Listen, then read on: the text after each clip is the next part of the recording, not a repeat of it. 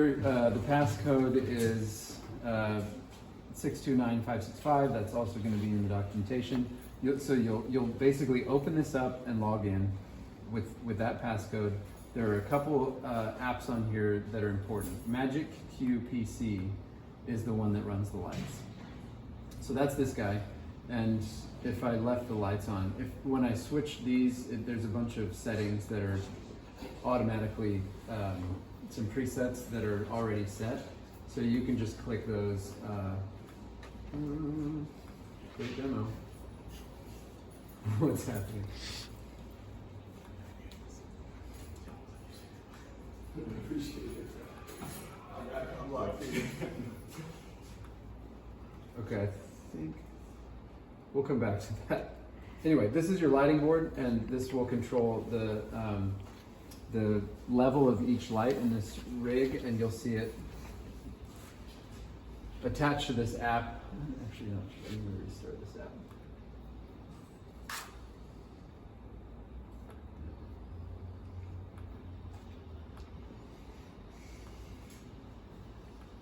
So it's really acting up, folks.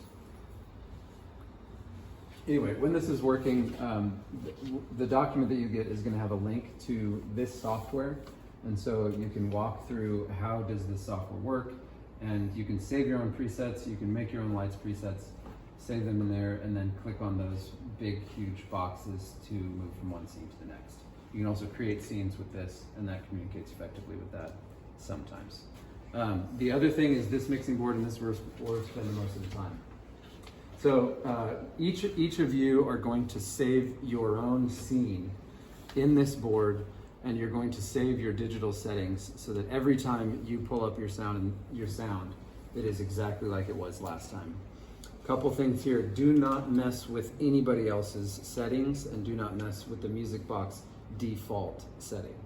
If you do that, then you're kind of ruining it for everybody. So the first thing you'll do, you'll go to Scenes. You'll use this knob to select your scene.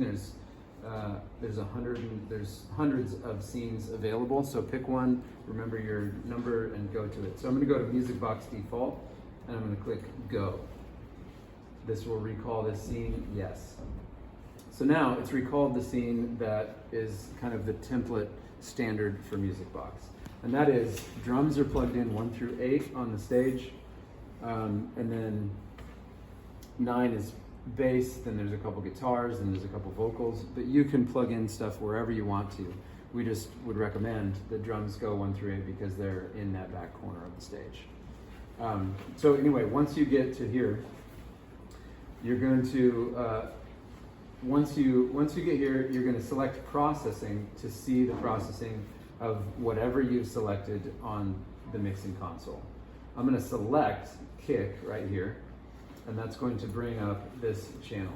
I can change the name of it, I can change the color of it, I can change the EQ and compression just by clicking on those things. The screen is touch sensitive, so you can edit the kick, compression, and if you hit that select button as you go down, it's going to select the next channel.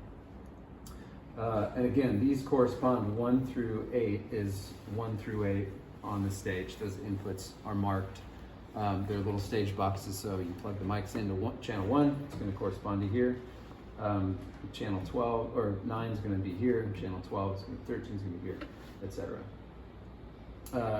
So load a scene, load the music box default if you want to start there, and then you can go back here and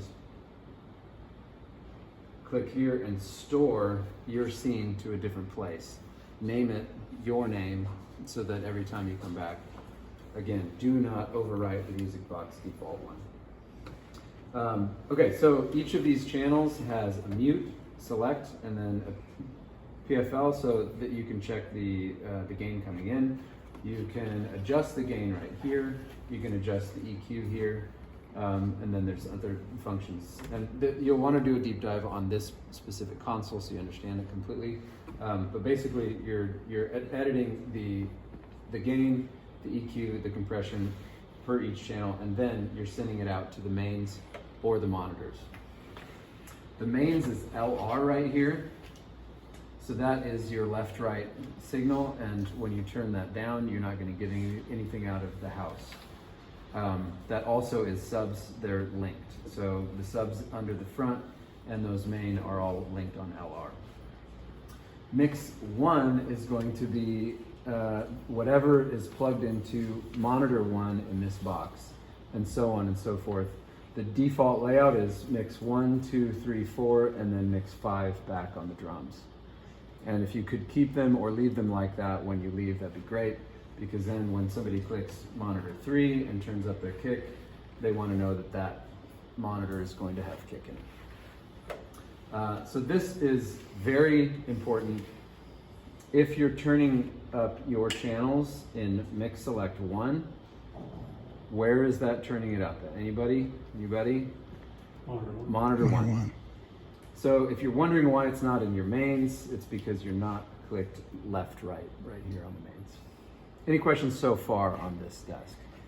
It's got a ton of capacity, and we're just going to scratch the surface, but you guys are all going to get a link to deep dive if you want. How many monitors are there? Five little wedges.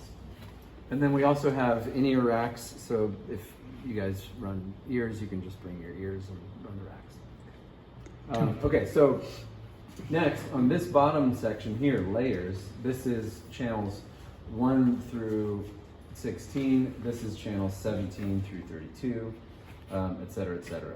So the only channels that we have available on stage are 1 through 24, and then from here on you have effects sends, which are also here. So let's say I wanted to put effect on any of these, you would turn them up to that effect send, and then you would edit that effect send from D. So they're sitting way over here, and they're labeled your effect sends. Any questions on that? That's a little bit complicated and in the weeds, but do a deep dive and you'll figure out how the effects sleeves work. Okay, so that's the mixing console, and I'm sure there's going to be more questions about it. But the main reasons you wouldn't have sound is A, it's not plugged into the right channel on stage. B, it's muted right here. C, your mains are not selected and turned up. And D, your fader for that specific channel is not turned up when LR is selected. Do we need to be careful to pull down the main before we turn on the speakers? I would say speakers first, and then, well, yeah, you could. Probably just bring the main down, Yeah. safety. We haven't had any pops though, so. Okay.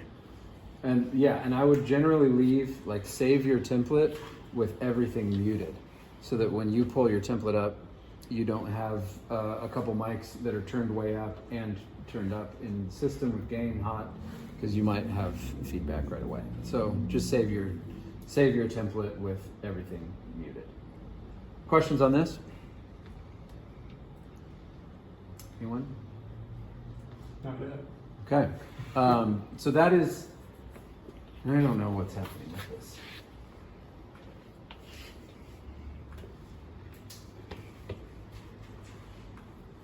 Let's just restart that sucker. Is it because the lights are off? Yeah, well, I think we should turn those back on. Yeah. But it was also behaving erratically. Zach, can you flip those on? It was doing like a weird tiny window thing and not responding to clicks. So I think that's part of it. So literally just quit that sucker and reopen. Kind of fixed it. Okay, so here's some of your settings. You can just click on any of these. There's these big buttons that turn stuff on and off. There's a present mode for if you're just doing talkback.